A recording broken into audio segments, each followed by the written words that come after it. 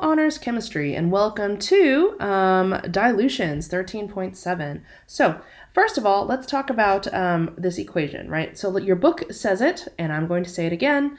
Please tuck this away. This is only ever applicable to dilutions, not to stoichiometry, right? This is the molarity and concentration of a solution, right? And this is the concentration and volume, right, of the diluted version. So this would be the stock, right? And this would be like our dilution. Doesn't matter which one you want to be, right? But one is the stock and one is the dilution, right? But it's talking about the same thing, right? The same substance, right? So this could be a stock of KCl, for example, and this is a dilution of KCl, right? As in both sides need to be talking about the same solute, yes? All right, so again, only ever used in one scenario for dilutions, right? In the next, when we do a sample problem, we'll talk about how we can solve using this equation or just using our basic conversions we've been doing, right? So anyway, if we were tasked with making 5 liters of 1.5 molar KCl from a 12 molar stock, right? First, we would figure out how much we need, right? So figure out how much we need of that stock solution, and then we would add that because it's already a solution, so it's measured in a graduated cylinder, and we'd pour that into a volumetric flask. So note that all the moles come from there, yes, right?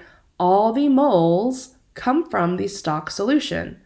And then all we do is we top it off with water such that we dilute those moles, right? So same number of moles, now swimming in a larger volume, which means we have decreased its molarity, yes? So the stock is where our moles come from. We add water, which then means that that same number of moles is swimming around in a larger volume, which means that now it's diluted and has a lower molarity, yes? So if we look at this problem, it says how much 6 molar NaNO3 should you use to make this amount of that concentration NaNO3 solution, right?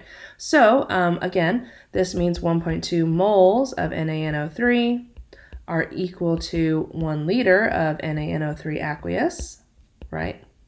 Likewise, this says that 6 moles of NaNO3 are equal to 1 liter of NaNO3 aqueous, right? And so we can use, right, so once we recognize, NaNO3, same solute, all I'm doing is dilution, I can use M1V1 equals M2V2, right? Where again, my scenarios simply need to match, right? So if I want to make this side be my stock, and this side be my dilution, I can do that, right?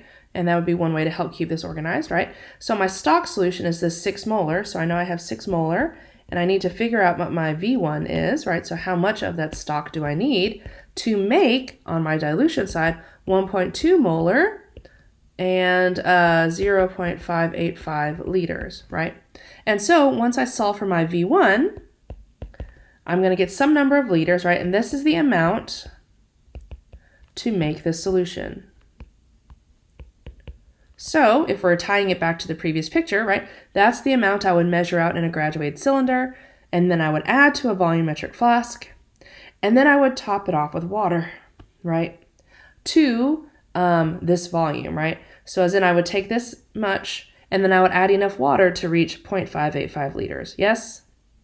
All right, alternatively, right, if we are afraid we might get confused and use this equation in places that we should not, right, we can also just use the same conversions we've been doing, right? So for example, if I know I need 0.585 liters of my NaNO3 aqueous, I can use the molarity, right, which is 1.2 moles of NaNO3 for every 1 liter of NaNO3 aqueous, right? And this piece of math tells us how many moles of NaNO3 I need, yes? This math tells us how many moles of NaNO3 I need in my final solution, right? Where am I going to get those moles from? Right, I'm going to get them from this stock solution, right? So then at this point, I would use my stock. So 6 moles of NaNO3 for every 1 liter of that stock solution, right? And this is going to get us the volume of stock solution needed to make this dilution. Yes, right? And you'll note that the actual math operations involved are the same in both pieces of math, right? So use whatever floats your boat. Do be mindful that this is only ever applicable to dilutions. All right. Thank you for listening. Be good, and I will see you soon. Bye.